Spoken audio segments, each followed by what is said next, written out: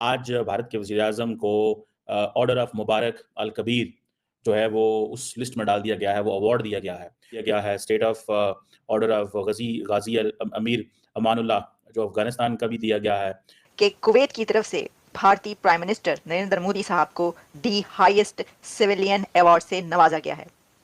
PM Modi gets the highest civilian award from Kuwait. और PM Modi जो है वो कुवैत गए और वहां पर उनको जो है वो हाईएस्ट सिविलियन अवार्ड भी दिया गया है। साथ साथ उसके अलावा भी बहुत सी न्यूज कुवैत को लेकर हैं, जिसमें कि महाभारत और रामायण का ट्रांसलेशन जो है वो भी किया गया है। सबकी मदर बनने वाला है इंडिया।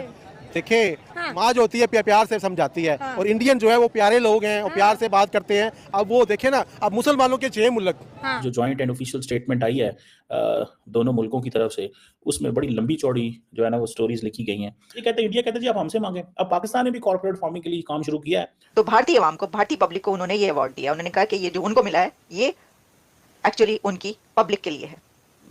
मुसलमान भाई भाई, असी भी मुसलमान थे तो भी मुसलमान है। ये वो दौर ही नहीं रहा। दुनिया में है अरबों का इस्लाम, तुर्कों का इस्लाम और मूर्खों का इस्लाम। ठीक है, वो कुवैत में जब पहुंचे तो लोगों ने कहा, मोदी जी जब पहुंचे वहां पे पीछे से 3 आवाजें लग रही थी, जय हिंद, भारत माता की जय, वंदे मातरम और जय श्री राम। इंडिया उनके साथ ट्रेड कर रहा है, इंडिया उनके साथ बातचीत कर रहा है। इंडिया जो है, पहले अगर बात करें तो पहले भी गल्फ कंट्रीज के साथ इंडिया का ताल्लुक बहुत अच्छा था। इस मीटिंग के बाद तो और भी स्ट्रांग होने वाला है। पाकिस्तान क्योंकि सुपर पावर है, पाकिस्तान के पास एटम बम है, इसलिए सारे मुस्लिम कंट्री पाकिस्तान की इज्जत करते हैं। लेकिन अब तो लग नहीं रहा, अब तो हमें कोई पूछ ही नहीं रहा। सब इंडिया, आप देखें अबू धाबी के जो है प्रिंस वो भी आए हुए हैं इंडिया। हेलो दोस्तों, आप सभी का स्वागत है आपके अपने यूट्यूब चैनल ऐसे भारत मीडिया में। तो दोस्तों, पीएम मोदी को मिला कुवैत का सर्वोच्च सम्मान द अवार्ड ऑफ मुबारक अल कबीर से नवाजे गए भारतीय प्रधानमंत्री को। तो ये देखकर पाक मीडिया बौखला गया। तो दोस्तों, चल के देख लेते हैं पाक मीडिया का रिएक्शन। आप लोग दोस्तों वीडियो अंत तक जरूर देखें, तभी आप लोग को मजा आएगा। तो चल के देख लेते हैं। अगर दोस्तों आप लोग चैनल पे पहली बार आए हैं तो आप लोग दोस्तों चैनल को सब्सक्राइब जरूर करें, बेल आइकन है उसको भी ऑल पे सेट करके जरूर जाना।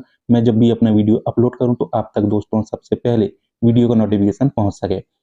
दोस्तों, पीएम मोदी इस यात्रा के दौरान दोनों देशों के बीच कई समझौते भी हुए हैं। भारत सरकार खाड़ी देशों के साथ रिश्तों को मजबूत करने की दिशा में काम कर रहा है। पीएम मोदी ने कुवैत के अमीर शेख मैसाल अल अहमद अल जबार अल सबा के साथ बातचीत की, जिसमें विशेष रूप से व्यापार, निवेश और ऊर्जा के क्षेत्रों में भारत कुवैत संबंधों के नई गति प्रदान करने की ध्यान केंद्रित किया। तो दोस्तों, चल के देख लेते हैं पाक मीडिया के रिएक्शन। तो दोस्तों, ये समझौते में पाक मीडिया रोने धोने लगा है कि दोनों देशों के बीच व्यापारिक समझौते हुए हैं, तो पाक मीडिया जलने लगा है। तो आगे चल के अपन देख लेते हैं पाक मीडिया का रिएक्शन। और आगे दोस्तों, पीएम मोदी ने भारतीय समुदाय के भारतीय श्रमिक शिविर का दौरा भी किया था। भारत दोस्तों, पीएम मोदी ने कुवैत पहुंचकर रामायण और महाभारत जैसे भारतीय ग्रंथों का अरबी भाषा में अनुवाद करा। तो ये देखकर दोस्तों पाक मीडिया जल के राख हुआ। नरेंद्र मोदी ने मिडिल ईस्ट के अंदर अपनी स्पेस बनाई है, भारत की स्पेस बनाई है। आज भारत के वज़ीर-ए-आज़म को ऑर्डर ऑफ मुबारक अल कबीर जो है वो उस लिस्ट में डाल दिया गया है, वो अवार्ड दिया गया है। कहा जाता है कि नरेंद्र मोदी दुनिया के 6ठे फॉरेन लीडर हैं जिनको ये अवार्ड दिया गया। ये समझ लें कि बहुत बड़ी बात है, ठीक है जी। इसके अलावा जो एक मेरा ख्याल है एक order of Abdul Aziz Al Saud, highest award जो सऊदी अरेबिया का है, वो भी दिया गया है। State of order of Ghazi Amir Amanullah जो अफ़गानिस्तान का भी दिया गया है। काफ़ी अवार्ड उनको दिए गए हैं। मोदी साहब को लंबे चौड़ी लिस्ट है, जिसमें मैं बोल सकता हूँ स्टार्टिंग फ्रॉम इजिप्ट, फ्रांस में भी दिया गया, ग्रीस, नाइजीरिया, गयाना, मतलब आई थिंक 20 अवार्ड हैं जो मोदी साहब को दिए गए हैं। अवार्ड भी जारी बात है शेख मैसाल अल अहमद अल जबार अल सबा ने दिया है, और उनको एयरपोर्ट पे भी छोड़ने आए थे। ये एक और बड़ी इंपॉर्टेंट चीज़ है कि नरेंद्र मोदी जो हैं उनको वो एयरपोर्ट पे छोड़ने आए नरेंद्र मोदी को, और बताया कि भाई आपकी मैं कितनी, जिसे वो कहते हैं ना वो वैल्यू है। लेकिन अभी मैंने देखा है कि डॉक्टर जयशंकर भी मौजूद थे, और क्या नाम है उनका, जो NS दोवल साहब जो हैं वो भी मौजूद थे। अदर दैन दैट, अगर मैं सिर्फ यही देखूं कि जो एक तो जिसे कहते हैं ना जो जॉइंट एंड ऑफिशियल स्टेटमेंट आई है दोनों मुल्कों की तरफ से, उसमें बड़ी लंबी चौड़ी जो है ना वो स्टोरीज लिखी गई हैं। और एक तो यूएन रिफॉर्म्स के हवाले से बात की है। यूएन रिफॉर्म्स जो है ना वो कुवैत का मसला नहीं है, इंडिया का मसला है, ठीक है ना जी। सो इट मीन्स कि Kuwait supports India's membership in the security council. अब देखें ना, ये काम पाकिस्तान को करने चाहिए थे, ये काम इंडिया वहाँ पे कुवैत में जाके कर गया, जिसमें उन्होंने Kuwaiti companies will invest in the food parks in India.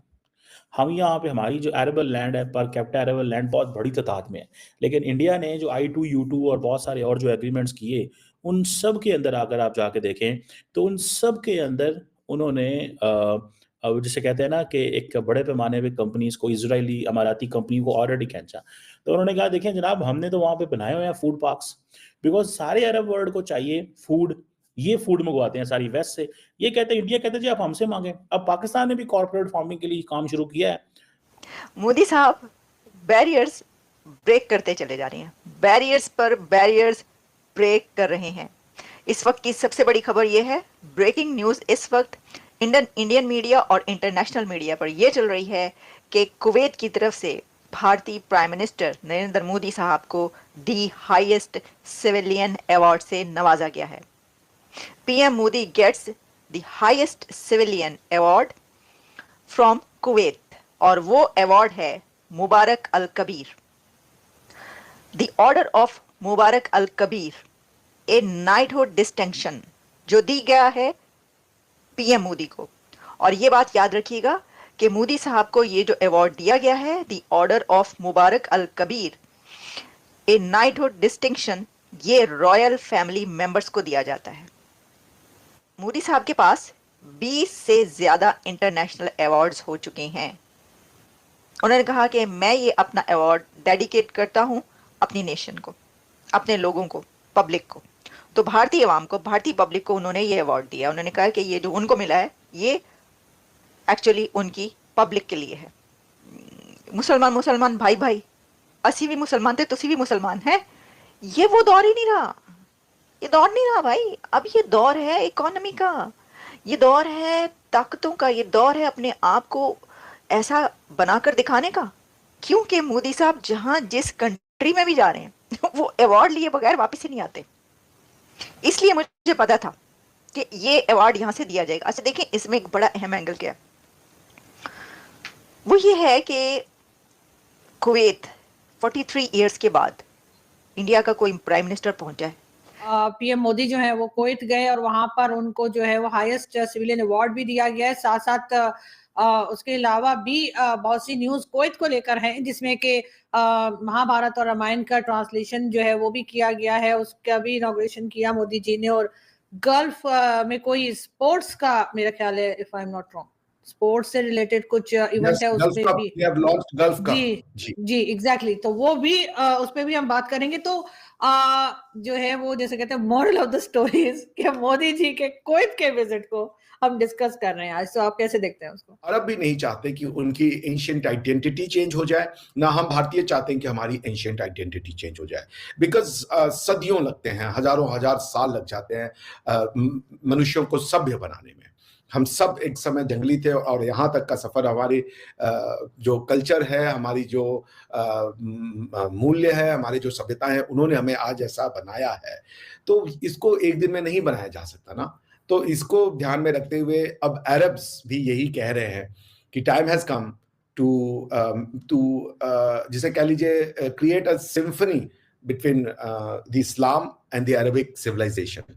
ठीक है ना, वो दुनिया को बहुत साफ मैसेज दे रहे हैं। और देखिए, मैं ऐसा मानता हूं ना, ये मेरी थ्योरी है, and I am the first one to say that there are 3 kinds of Islam आज की डेट में दुनिया में है। अरबों का इस्लाम, तुर्कों का इस्लाम और मूर्खों का इस्लाम। ठीक है, वो कुवैत में जब पहुंचे तो लोगों ने कहा, मोदी जी जब पहुंचे वहां पे पीछे से 3 आवाजें लग रही थी, जय हिंद, भारत माता की जय, वंदे मातरम और जय श्री राम। जय श्री राम अरब की धरती पे नारे लग रहे थे, आप सुन सकती हैं, बिकॉज बहुत सारे वीडियोस अवेलेबल है। हमारे यहाँ पे मुसलमानों के लिए जय श्री राम सुनना ये प्रूफ कर दिया है कुछ स्कूल ऑफ थॉट्स ने कि वो वॉर क्राई है। यानी कि अगर आप जय श्री राम बोलेंगे कि मुसलमान को नाराज हो जाना चाहिए। अब इमेजिन कीजिए कि क्या प्रधानमंत्री मोदी उतरते हैं पाकिस्तान की सरजमी पे, जो हिंदुओं की भूमि है बेसिकली, ठीक है ना, अपनी ही पूर्वजों की भूमि पे वो उतरते हैं और वहां के लोकल हिंदू जो हैं वो ये कहें कि जय श्री राम, मोदी जी जय श्री राम, पाकिस्तान के क्या मेन स्ट्रीम मीडिया या बाकी लोग उसको बर्दाश्त करेंगे?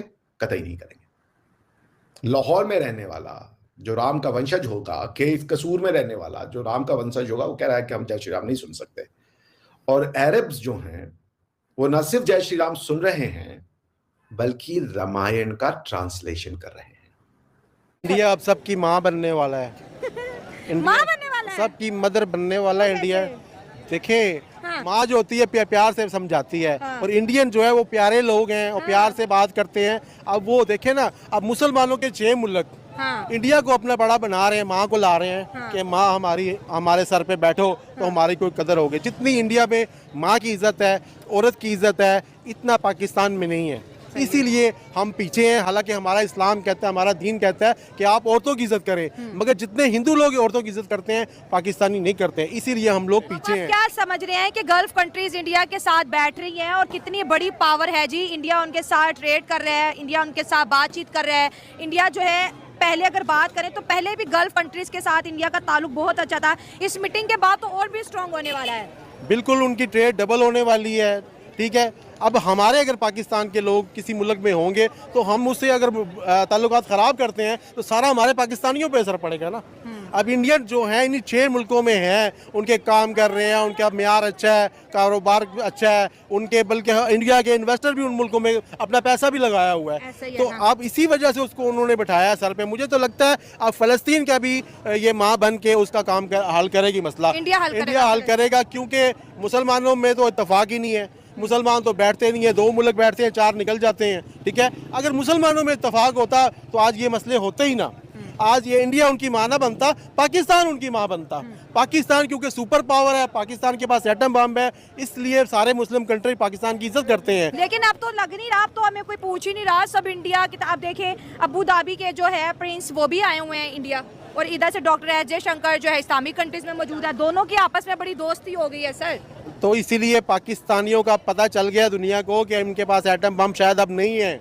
जो अभी हालात बन गए, जिस तरह ये मांग रहे हैं, इन्होंने एटम बम भी उनको दे दिया है। इनके पास कुछ नहीं है। अच्छा। ये सिर्फ बस खाली खोल लेके बैठे हुए हैं। हाँ। इनके पास एटम बम वगैरह कुछ भी नहीं एटम है। बम तो है, ये तो सारे 25 करोड़ पाकिस्तानियों को पता है। होता तो ये दिखाते, किसी पे चलाते, किसी को धमकाते। हाँ। ये तो हर किसी से डरते हैं।